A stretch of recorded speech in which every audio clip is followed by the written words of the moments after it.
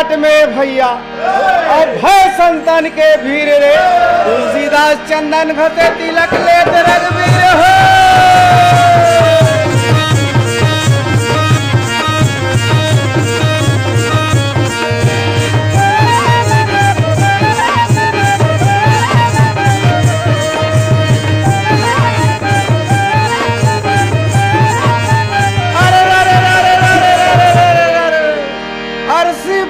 घमाघम संगी और मुनगा फूले सफेद हो बालापन में केवरा बदे जवानी भोगे भेंट हो।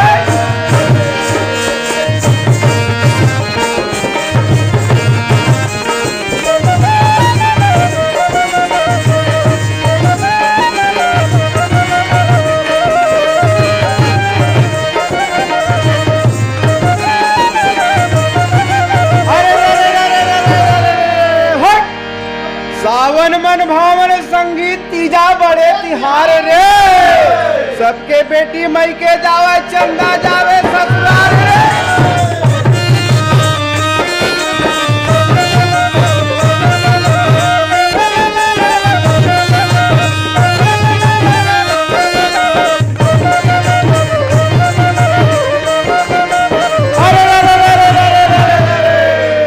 हिंदुस्तान के लौठी भैया शेर घिउ खाए रे एक के लाठी पड़े रे भैया तिड़ी बिड़ी हो जाए।